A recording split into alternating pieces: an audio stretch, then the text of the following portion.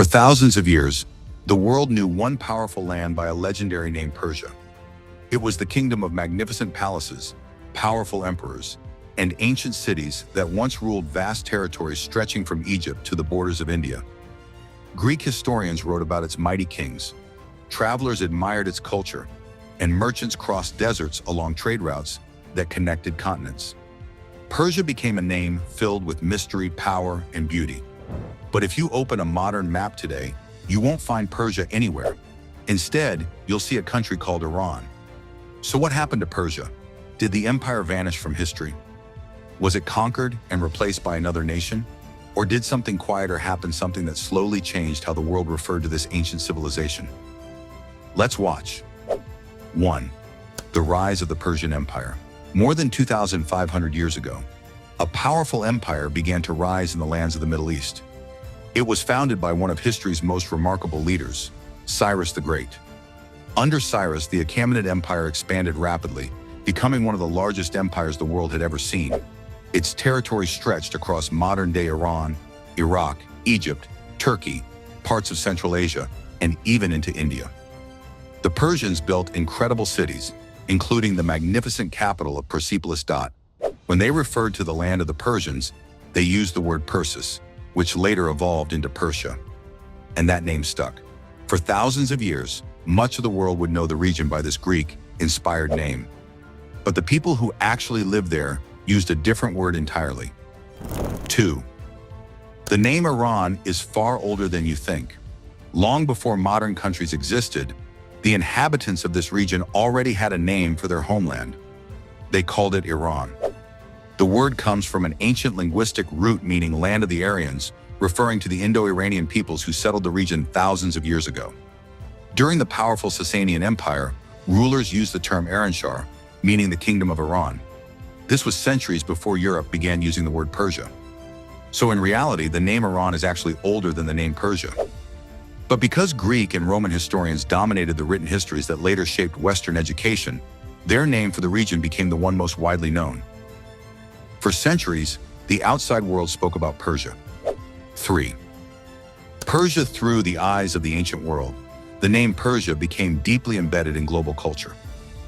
Ancient historians like Herodotus wrote detailed accounts of the wars between Greece and the Persian Empire. These stories traveled across Europe and shaped how Western civilization imagined the region.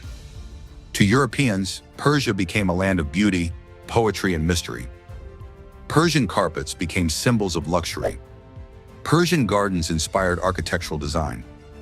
Persian literature produced legendary poets like Rumi and Hafez. Even as new dynasties ruled the region over the centuries, Islamic caliphates, Turkish rulers, and Mongol conquerors, the name Persia continued to dominate foreign maps and documents. But inside the country, the word Iran never disappeared. It remained part of literature, culture, and national identity. Then, in the early 20th century, everything changed. 4. A soldier who became king. In the early 1900s, the land known internationally as Persia faced growing political and economic difficulties. Foreign powers, particularly Britain and Russia, held enormous influence over the country's government, trade, and resources. The ruling Qajar dynasty had become weak, and many citizens believed the nation needed strong reforms to regain independence and stability. He became the new ruler and established the Pahlavi dynasty. Reza Shah was determined to modernize the country and restore its strength. He began major reforms, building railways, strengthening the army, expanding education, and centralizing government power. But modernization was not his only goal. He also wanted to reshape the nation's identity. 5. The day Persia officially became Iran. In 1935, Reza Shah Pahlavi made a historic announcement that would quietly change how the world referred to his country. During the celebration of the Persian New Year, known as Nowruz, the government sent an official request to foreign governments across the globe. From that moment forward, the nation asked to be called Iran in all formal international communication. Gradually, the change began to appear everywhere. But inside the country, the shift felt far less dramatic. For generations, people had already been calling their homeland Iran. In many ways, nothing about their identity had changed at all. The language, culture, and history remained the same. In reality, the world was simply catching up to a name that had always been there. 6. Why the name change was important. The decision to adopt the name Iran internationally carried powerful meaning. Reza Shah wanted to strengthen national pride and emphasize the country's ancient roots. The name Iran reflected a broader identity that included many different cultures and ethnic groups within the nation. The country was asserting its own identity rather than relying on a name created by outsiders thousands of years earlier. Over time, the international community accepted the new name. Today, Iran is the official name used worldwide. But the word Persia never truly vanished. 7. Persia still lives in culture and memory. Even today, the legacy of Persia remains everywhere. Ancient ruins like Persepolis still stand as reminders of the great Persian Empire.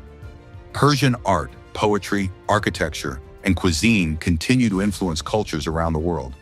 Many Iranians proudly refer to their heritage as Persian while identifying nationally as Iranian. In this way, both names continue to exist side by side. Persia represents the ancient culture. Iran represents the modern nation. And together, they tell the story of one of the world's oldest civilizations, outro. And so the story of Persia becoming Iran isn't really about the disappearance of a civilization. Instead, it's about the quiet return of a name that had always existed beneath the surface of history. While the outside world spent centuries calling the land Persia, the people who lived there continued to refer to their homeland as Iran, a name deeply rooted in their language, culture, and identity. In 1935, when the government officially asked the international community to adopt the name Iran, it didn't erase the past. It simply aligned the country's global identity with the name its people had used for generations. Iran represents the modern nation that carries that history forward. So when we hear the word Persia in old stories and Iran on modern maps, we're really looking at two chapters of the same remarkable journey, one of the oldest and most enduring civilizations in human history. Let us know in the comments what you think about the How Did Persia Become Iran? The story nobody told you. History for Sleep, and don't forget to like, subscribe, and stay tuned for more captivating content on our YouTube channel.